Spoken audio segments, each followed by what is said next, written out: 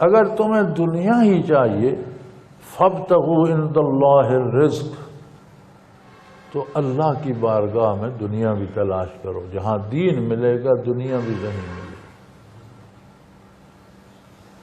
اگر تمہیں دنیاوی کامیابیاں چاہیے، فتوحات چاہیے، مضبوط معاشرہ چاہیے اور آسودہ حالی اور خوشحالی چاہیے، تو پھر دین کا اتباع کرو تو خوشحالی آ جائے۔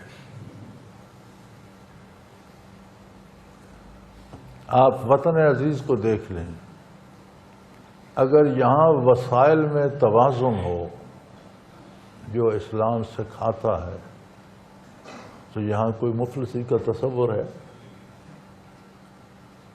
یہ عجیب اللہ کی نعمت ہے، یہ ملک ایسا اللہ کا انعام ہے پاکستان، کہ اس میں دنیا کی ہر نعمت ہر وقت موجود ہے۔ اس میں دنیا کا ہر موسم ہر وقت موجود ہے، کہیں برسات ہے، کہیں خشکی ہے، کہیں گرمی ہے، کہیں سردی ہے، ریگستان سے لے کر سطح سمندر سے لے کر بلند ترین چوٹیاں اس میں ہیں، جس کا مطلب یہ ہے کہ سارا سال سارے موسم رہتے ہیں۔ جہاں سارے موسم ہوتے ہیں وہاں ساری اجناس پیدا ہوتی ہیں، وہاں سارے دنیا بھر کے پھل پیدا ہوتے ہیں، وہاں دنیا بھر کی معدنیات ہوتی ہیں، زیر زمین خزانے ہوتے ہیں۔ تو اگر ہم ملکی وسائل کو جو آج تک دستیاب ہیں، اگر ان میں ڈنڈی نہ ماریں، اسلام کے مطابق انصاف سے تقسیم کریں، تو آپ اندازہ کر لو ملک میں کوئی بھوکا رہ سکتا؟ کیا دنیا کے بہترین ملکوں میں نہیں ہے؟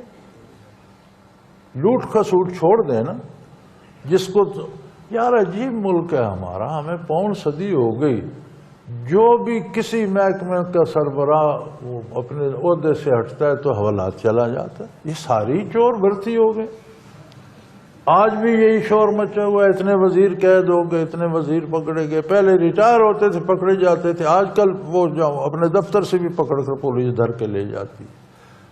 تو اللہ نے پیچھے کوئی ایسی طاقت پیدا کر دی ہے کہ آج کل زندہ وزیروں کو گرفتار کر رہے ہیں۔ لیکن وزارت اور گرفتاری میں رشتہ کیا ہے؟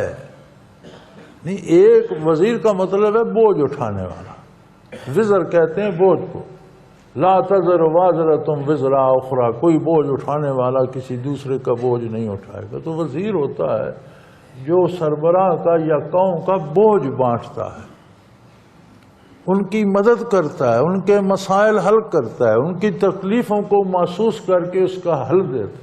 اگر وزیر ہی چور ہو گئے، بوجھ بانٹنے والے بوجھ چرانے والے ہو گئے، تو پھر لوگوں کا کیا حال ہوگا؟ اور ہمیں شرم بھی نہیں آتی، ہم کیسا معاشرہ ہے؟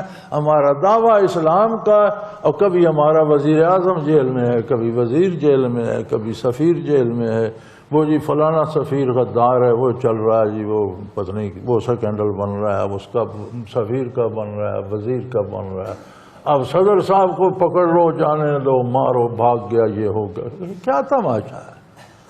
کیا قوم ہے ہم، اور یہ کیا ملک ہے کہ جس کے سارے سربراہ چور ہی ہیں؟